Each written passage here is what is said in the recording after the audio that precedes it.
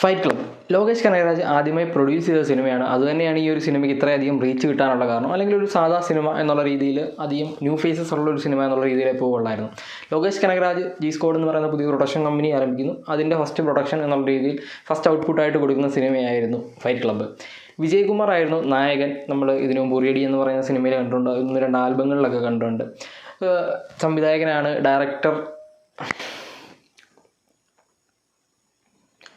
Fight club Lokesh Kanagaraj ആദ്യമായി produce ചെയ്ത സിനിമയാണ്. ജി സ്ക്വാഡ് എന്ന് പറയുന്ന പുതിയ പ്രൊഡക്ഷൻ കമ്പനി തുടങ്ങി. അതിൽ ആദ്യത്തെ ഔട്ട്പുട്ട് എന്നുള്ള രീതിയിലുള്ള സിനിമയായിരുന്നു ഫൈറ്റ് ക്ലബ്ബ്. ആ ഒരു കാര്യം തന്നെയാണ് ഈ ഒരു സിനിമയ്ക്ക് ഇത്രയധികം പ്രൊമോഷനും കാര്യങ്ങളും ഒരു പുഷ് കൊടുക്കാനുള്ള കാര്യം, ഇത്രയും അറിയപ്പെടാനുള്ള കാര്യം. അല്ലെങ്കിൽ ഒരു ന്യൂ ഫേസസ് ഉള്ള ഒരു കൊച്ചു സിനിമ എന്നുള്ള രീതിയിലൊക്കെ പോകുള്ളായിരുന്നു. എന്തായാലും അങ്ങനെ വരുന്നു. വിജയകുമാർ ആയിരുന്നു നായകൻ. ഉറിയടി എന്ന് പറയുന്ന സിനിമയിൽ നമ്മൾ കണ്ടിട്ടുള്ളതാണ്, ആൽബങ്ങളിൽ കണ്ടിട്ടുണ്ട്. ഡയറക്ടറാണ്, റൈറ്ററാണ്, ആക്ടറാണ്, അങ്ങനെ കുറേയധികം പൊസിഷനിൽ നിൽക്കുന്ന ഒരാളാണ്. അപ്പം ഈ ഒരു സിനിമയിൽ ആക്ടറായിട്ട് മാത്രമാണ്, അല്ലാണ്ട് എനിക്ക് സ്ക്രിപ്റ്റിങ്ങിൽ കുറച്ച് ഡയലോഗ്സിലൊക്കെ കൈകാര്യം ചെയ്തിട്ടുണ്ട്. ഈ ഒരു സിനിമ ഡയറക്റ്റ് ചെയ്തിരിക്കുന്നത് അബ്ബാസ് എ റഹ്മത്താണ്. അപ്പം അദ്ദേഹത്തിൻ്റെ ഫസ്റ്റ് സിനിമയാണ്.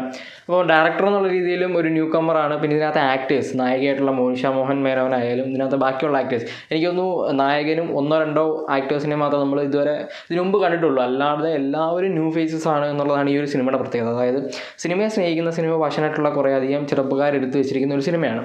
ഈ ഒരു സിനിമയിലെ പോസിറ്റീവുകൾ എന്തൊക്കെയാണെന്ന് വെച്ച് കഴിഞ്ഞാൽ, ഇതിൻ്റെ മേക്കിംഗ് ആണോ അതിഗംഭീരമായിട്ട് ചെയ്ത് വെച്ചിരിക്കുന്ന മേക്കിംഗ്. അതിപ്പോൾ ഫൈറ്റ് ആയാലും ഷോട്ട്സ് ആയാലും കളർ ഗ്രേഡിങ് ആയാലും മ്യൂസിക് ആയാലും എല്ലാം അടിപൊളിയായിട്ട് ചെയ്ത് വെച്ചിരിക്കുന്ന ഒരു സിനിമയാണ് ഫൈറ്റ് ക്ലബ്ബ് എന്ന് പറയുന്നത്. ഇത് നായിക ഓറിയൻറ്റഡ് ആയിട്ടുള്ളൊരു സിനിമയെ അല്ല ഫൈറ്റ് ക്ലബ്ബ്. അത് നമുക്ക് ട്രെയിലർ കാണും. ഞാൻ ആക്ച്വലി ഈ ഒരു സിനിമ കാണാൻ പോകുന്ന സമയത്ത് ഒരു അങ്കമാലി ഡയറീസ് തമിഴ് വേർഷൻ പ്രതീക്ഷയാണ് പോകുന്നത്. ഏകദേശം അങ്കമാലി ഡയറീസിനോടൊക്കെ നമുക്ക് വേണമെങ്കിൽ ഒന്ന് താരതമ്യം ചെയ്യാൻ പറ്റുന്ന സിനിമയാണ്. പക്ഷേ അങ്കമാലി ഡയറീസ് ഇത് വെച്ച് നോക്കുമ്പോൾ കുറച്ചും കൂടെ ബെറ്ററായിട്ട് നിൽക്കുന്ന ഒരു സിനിമയാണ്. അത് അതിൻ്റെ സ്റ്റോറി വൈസ് ഉള്ള കാരണങ്ങൾ കൊണ്ടാണ്. പക്ഷേ അതേപോലെ തന്നെ ആ ഒരു ടീനേജിൽ നടക്കുന്ന അടി, അങ്ങനെ നടക്കുന്ന ഒരു സിനിമയാണ് ഫൈറ്റ് ക്ലബ്ബും. അപ്പം നായികയ്ക്ക് റോളില്ല എന്ന് പറയാനുള്ള കാര്യം, ഈ ഒരു സിനിമയിൽ നായികയായിട്ടുള്ള മോനിഷ എന്ന് പറയുന്ന മോനിഷയ്ക്ക് ആകെ ഒരു 7 മിനിറ്റ് അല്ലെങ്കിൽ 8 മിനിറ്റ് സ്ക്രീൻ പ്രസൻസേ ഉള്ളൂ എന്നുള്ളതാണ്. അതായത് നായകൻ്റെ ഒരു ടീനേജ് കാണിക്കുന്ന സമയത്ത് ഒരു നായികയുടെ ഒരു പ്രണയം കാണിക്കുന്നു. അത് കഴിഞ്ഞ് നായകൻ്റെ ഒരു ടൈം ജമ്പ്, അതായത് കുറച്ച് ഇയേഴ്സ് കട്ട് ചെയ്യാനായിട്ട് ഒരു ടൈം ജമ്പ് ചെയ്യുന്ന സമയത്ത് ഒരു പാട്ടുണ്ട്. ആ ഒരു പാട്ട് നമ്മൾ ഓൾറെഡി യൂട്യൂബിൽ കണ്ടതാണ്. അപ്പം അത്രയേ ഉള്ളൂ. കൂടി വന്നാൽ ഒരു 3-4 ഡയലോഗ്സ് ഒന്നും പറയാൻ പറ്റില്ല, 2-3 ഡയലോഗ്സ് കൂടുതൽ നായികയ്ക്കില്ല. അത് കഴിഞ്ഞ് നായിക ഇടയ്ക്കിടയ്ക്ക് വരുന്നുണ്ട്, നായിക ഇങ്ങനെ ഫോക്കസ് ചെയ്യുന്നൊന്നുമില്ല. അപ്പം നായിക ഓറിയൻറ്റഡ് ആയിട്ടുള്ളൊരു സിനിമയല്ല, പക്കാ നായകൻ ഓറിയൻറ്റഡ് ആയിട്ടുള്ള, നായകൻ്റെ ഈ ദേഷ്യവും അടിയും ഒന്ന് പറഞ്ഞ് 2 അടിക്കാൻ നിൽക്കുന്ന ഒരു ക്യാരക്ടറായിട്ടുള്ള സെൽവൻ എന്ന് പറയുന്ന ആ ഒരു നായകൻ്റെ സ്റ്റോറിയാണ് ഫൈറ്റ് ക്ലബ്ബ്.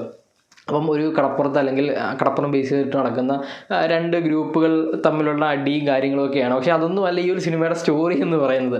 അപ്പം ഇതിനകത്തെ വില്ലന്മാരെ പറ്റി പറയുകയാണെങ്കിൽ, ഈ ഒരു സ്റ്റോറിയെ പറ്റി പറയാം.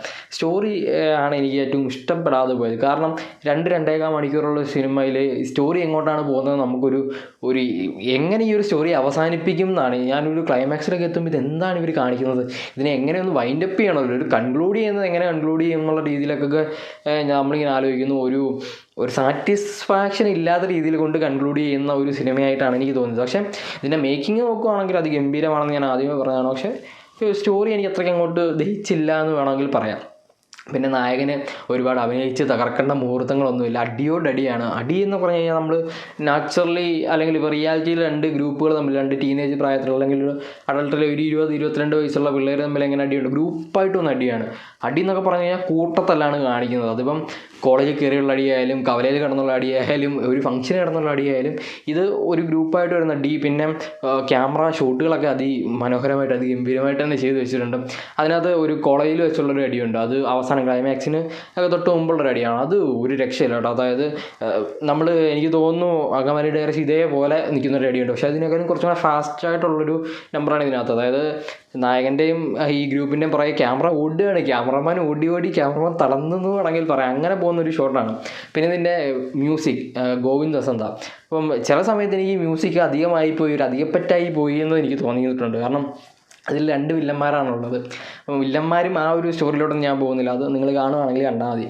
നമ്മളെല്ലാം ഒരു ഔട്ട്ലൈൻ പറഞ്ഞു പോകാം. അപ്പം വില്ലൻ ഇതിനകത്ത് മെയിൻ വില്ലനെ കാണിക്കുന്ന സമയത്ത് ഭയങ്കര ബാക്ക്ഗ്രൗണ്ട് സ്കോറൊക്കെയാണ്. പക്ഷേ ചില സമയത്ത് എനിക്ക് തോന്നി ഇത് വേണ്ടായിരുന്നു, ഇത്രയും ബാക്ക്ഗ്രൗണ്ട് സ്കോർ ഈ വില്ലന് കൊടുക്കേണ്ട ആവശ്യമില്ലായിരുന്നു എന്നുള്ളത്. പക്ഷേ ചില സമയത്തൊക്കെ അടിപൊളി, അതായത് ഒരു മലയാളം ടച്ചുള്ള എന്താ നമുക്കറിയാവുന്നതാണല്ലോ. അപ്പോൾ ഒരു മലയാളം ടച്ചുള്ള ബാക്ക്ഗ്രൗണ്ട് സ്കോർ പറഞ്ഞു പോകുന്നു. പിന്നെ ആക്ച്വലി നായിക മലയാളിയായിട്ട് തന്നെയാണെന്ന് തോന്നുന്നു, തമിഴ് അറിയാവുന്ന മലയാളിയായിട്ടാണ് തോന്നിയത്.